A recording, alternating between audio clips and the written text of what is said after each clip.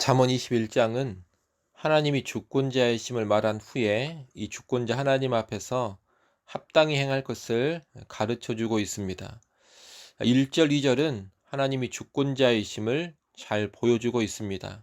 1절은 하나님은 왕의 마음도 그 뜻대로 움직여 가시는 분임을 알려줍니다.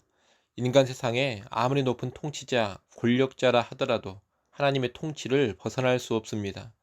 그러니 왕이 최고의 힘을 가지고 있고 이 땅의 왕이 내 인생을 좌우하는 것처럼 착각하면 안 됩니다. 하나님께서 진정한 통치자, 주권자라는 것을 잘 알아야 합니다. 2절은 이런 하나님께서 사람의 마음을 감찰하신다고 합니다. 하나님은 그저 사람의 외적인 행동만 보시면서 판단하시는 분이 아닙니다. 그분은 깊은 내면의 마음까지 다 감찰하십니다. 이런 하나님 앞에 자신 있게 의롭다 말할 수 있는 사람은 하나도 없습니다. 그러니 겸손하게 하나님의 평가를 받고 하나님의 평가에 순응하면서 회개할 것을 회개하고 변화시켜 가야 하는 겁니다. 3절, 4절은 이런 하나님 앞에서 어떻게 살아야 하는지를 알려주는 내용입니다. 하나님께서 진정한 주권자, 통치자가 되시고 내면까지 속속들이 감찰하시는 분이라 했습니다. 하나님이 이런 분이심을 안다면 형식적인 제사를 드리기보다 삶 가운데 공의와 정의를 행해야 합니다. 일상의 삶에서 불의하게 살고 범죄하며 살면서 형식적인 제사만 드리는 것을 하나님께서 미워하시기 때문입니다. 주권자가 되시고 감찰하시는 하나님 앞에서는 형식적인 제사, 형식적인 예배가 통하지 않습니다. 그런 형식적인 제사와 형식적인 예배는 오히려 하나님의 미움을 사는 일이 됩니다. 그러니 반드시 정직하고 공의로운 삶, 깨끗한 삶을 살면서 하나님께 나와 예배해야 할 것입니다. 4절 말씀은 원문을 가지고서 이해를 좀 해야 합니다. 4절에 보면 눈이 높은 것과 마음이 교만한 것과 악인이 형통한 것은 다 죄니라 라고 합니다. 여기서 눈이 높은 것이란 교만을 뜻합니다. 그리고 마음이 교만한 것은 원문 그대로 이해하면 마음이 절제되지 않고 방종하는 것을 의미합니다. 한마디로 무절제한 마음입니다. 그리고 악인의 형통이란 악인이 성공하고 잘 되는 것이 아니라 악인이 자기의 생각, 자기의 고집대로 거침없이 살아가는 것을 의미합니다. 다시 말하면 돌이키지도 않고 변화되지도 않은 채 악하게 계속 나아가는 그런 삶을 뜻합니다. 바로 이런 것들이 하나님 앞에서 죄라는 겁니다. 교만한 자세, 절제하지 못하고 방종하는 마음, 돌이키지 않고 거침없이 악을 행하는 악인의 삶. 주권자신 하나님은 이런 죄에 대해서 반드시 심판하시고 보응을 하시는 겁니다.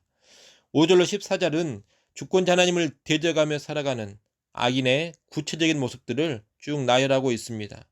악인은 지혜 없이 조급하게 행하고 속이는 말, 거짓된 방법을 동원해서 재물을 모읍니다. 악인은 또한 강포, 즉 폭력적입니다. 바른 길로 가지 않고 구부러진 길을 가며 늘 다툼을 일으킵니다. 9절에 보면 다투는 여인과 함께 큰 집에서 사는 것보다 움막에 사는 것이 낫다고 합니다. 다투는 여인과 함께 사는 고통을 보여주는 말인데 이는 다툼을 일삼는 것이 악한 삶의 행태임을 일깨워 줍니다. 우리가 살다 보면 다툼이 있을 수는 있습니다. 하지만 이런 다툼이 하나의 습관, 삶의 행태로 자리 잡아 버리면 악한 일이 되는 것이고 그것은 가정과 같은 공동체를 파괴하는 일이 되는 겁니다. 악인은 또 남의 재앙을 원합니다. 악인은 나와 다른 사람이 함께 잘 될 수 있다는 것을 인정하지 않습니다. 상대방이 망하고 죽어야지만 내가 잘 된다고 생각합니다. 그래서 남이 잘 되는 것을 기뻐하지 않고 오히려 남에게 재앙이 임하기를 원하는 겁니다. 이런 악인은 당연히 다른 사람이 도움을 요청해도 도와주지 않습니다. 13절 말씀처럼 귀를 막고 가난한 자가 부르짖는 소리를 듣지 않는 겁니다. 이처럼 악인은 잔인하며 이기적입니다. 악인은 또한 문제나 위기가 생길 때면 뇌물을 써서 해결하려고 합니다. 14절 말씀을 같이 한번 읽어보겠습니다.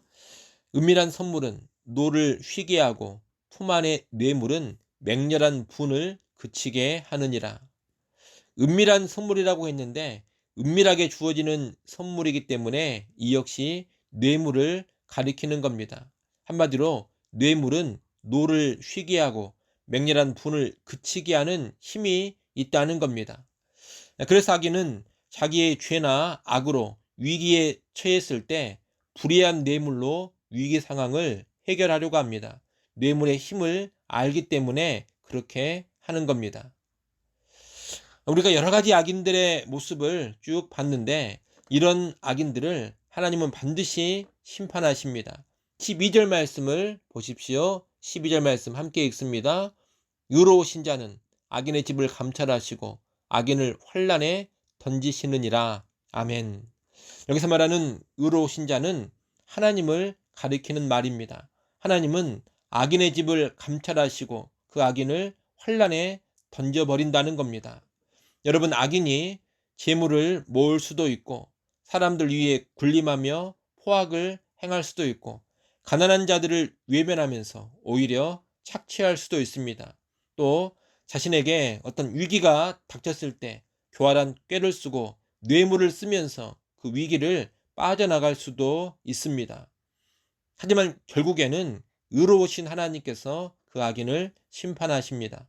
왕의 마음까지 움직이시고 좌우하시는 절대 주권자가 되시는 하나님께서 악인을 결코 내버려 두지 않는다는 겁니다.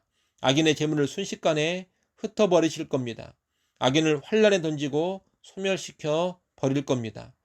그때 아무리 이 악인이 부르짖고 도움을 요청해도 아무도 그 소리에 귀를 기울이지 않을 겁니다. 때가 되어 심판하실 때에는 아무리 울부짖고 애통을 하더라도 하나님께서 듣지 않으시고 아주 무섭고 준엄하게 심판을 하시는 겁니다. 우리는 이것을 알고 주권자 하나님, 감찰하시는 하나님 앞에서 악인의 삶을 버리고 의인의 삶을 살아야 하겠습니다. 여러분, 언제나 의롭고 정직한 길로 가십시오. 사람을 사랑하고 사람을 위하며 사람을 섬기는 삶을 사십시오. 그렇게 사는 것이 지혜입니다. 아무쪼록 감찰하시는 주권자 하나님 앞에서 언제나 의롭게 살아가는 지혜자들이 될 수 있기를 간절히 축원합니다. 기도하겠습니다. 하나님 아버지, 하나님께서 진정한 주권자가 되시고 그 하나님께서 우리의 삶과 우리의 마음까지 속속들이 감찰하시는 분임을 잘 알게 하여 주시옵소서. 이 하나님 앞에서 악인의 삶 버리게 하시고 의로운 삶 살아가기를 원합니다. 언제나 의롭고 정직한 길로 나아가게 하시고 사랑하는 삶으로 나아가게 하여 주옵소서. 그런 지혜자로 우리 모두 살게 하여 주시옵소서.